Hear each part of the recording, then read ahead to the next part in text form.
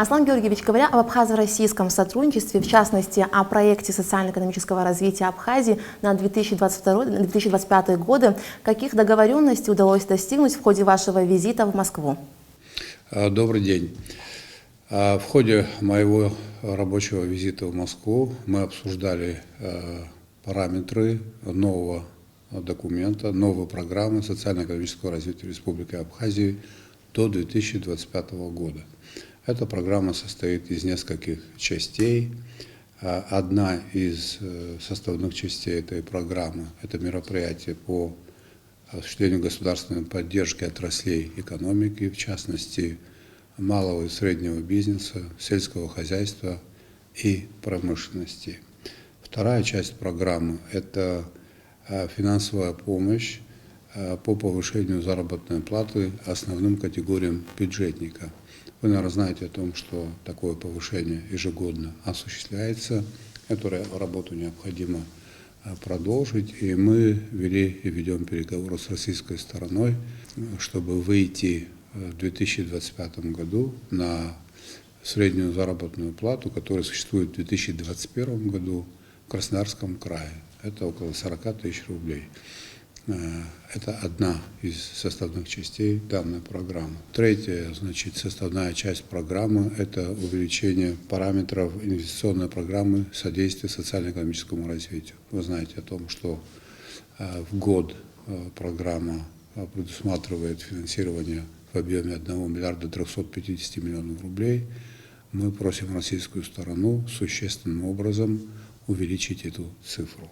Следующая часть этой программы – создание системы администрирования налогов с применением цифровых технологий. На это тоже требуется существенная сумма денег, но это даст ощутимый экономический эффект в плане администрирования и сбора налоговых и таможенных поступлений. Еще один вопрос, который является составной частью данной программы – это подпрограмма льготного кредитования бизнеса. Льготные кредиты. Такое уже у нас было, такая программа работала несколько лет тому назад. Объем ее – это 1 миллиард 200 миллионов рублей. Сейчас мы ставим перед российской стороной вопрос об существенном увеличении этих параметров.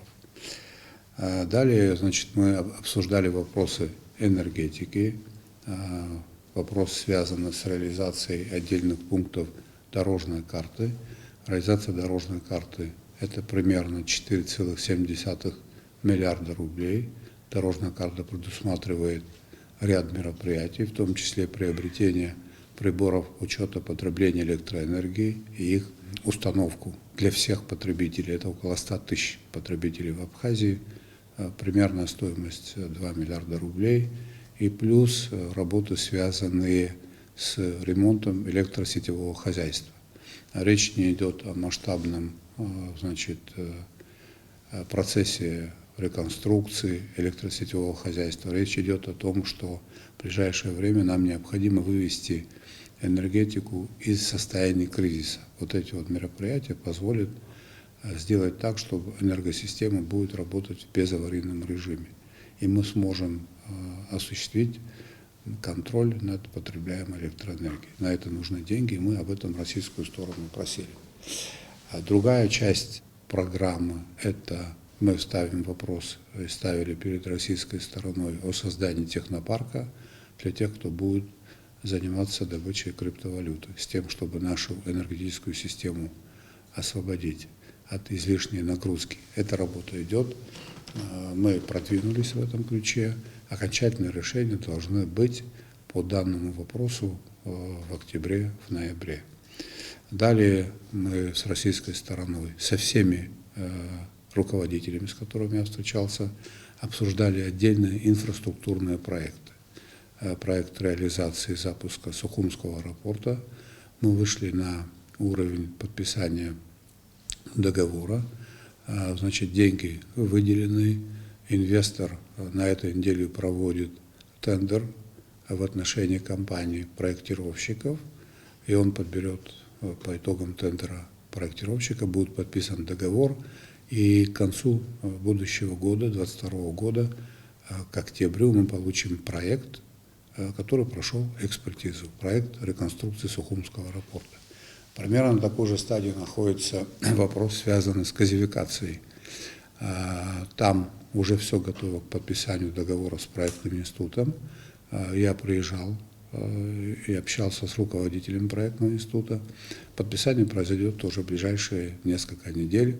Возможно, это будет здесь у нас, в Абхазии. Далее мы обсуждали на всех уровнях вопрос, связанный с изменением режима работы пункта пропуска ПСО, с тем, чтобы сделать так, чтобы наши граждане Российской Федерации быстрее и комфортнее проходили эту границу. Понимание есть, необходимо подготовить ряд документов, потому что решение данного вопроса зависит от многих ведомств.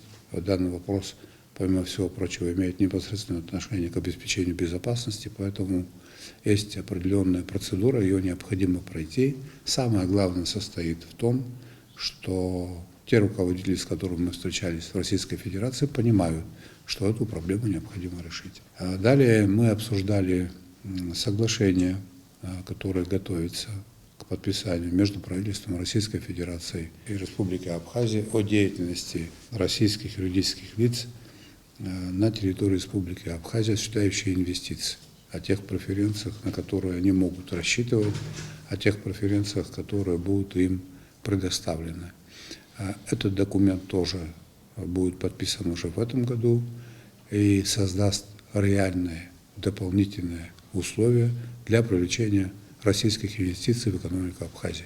А это очень важная, стратегически важная задача. Вот такие вопросы обсуждались в Москве. По каждому из них есть понимание, и мы продвинулись. Хотел бы вас проинформировать о том, что сейчас инвестпрограмма, которую мы реализуем, она работает до 2022 года. А эти программы формируются на 3 года. То, что пытаемся сделать мы, это не только инвестпрограмма, а это программа развития. Она более масштабная и по охвату тех мероприятий, которые там заложены, и по финансовым своим показателям. Надеюсь, что нам все удастся сделать. Аслан Георгиевич, вы также встречались с министром обороны Российской Федерации Сергеем Шойгу. Не могли бы вы рассказать нам подробности этой встречи? Такая встреча была с Сергеем Кужукетовичем. Мы обсуждали некоторые инфраструктурные проекты, которые имеют значение и для развития экономики, и для обеспечения безопасности нашего государства. В том числе тот же аэропорт, та же взлетно-посадочная полоса может быть двойного назначения. Она может быть использована и военными структурами. Этот вопрос мы обсуждали в контексте реализации в целом проекта.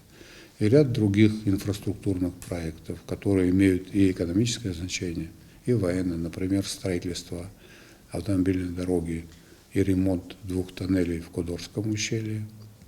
Вы, наверное, знаете о том, что там дислоцируются российские пограничные управления, российские воинские части, и это имеет отношение к Министерству обороны России тоже.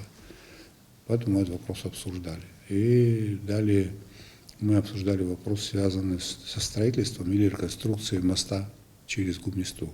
Это тоже имеет значение двойное, потому как это единственный мост, который связывает 2 берега реки Гумисты, по которым идет интенсивное движение. Нижняя дорога нуждается в капитальном ремонте, она сегодня не функционирует, поэтому верхний мост приобретает особое значение. Вот в связи с этим мы встречались с министром обороны, обсуждали вопросы военного и военно-технического взаимодействия. Аслан Георгиевич, bu bekam tipshani hasar kurtaka haqifsiz.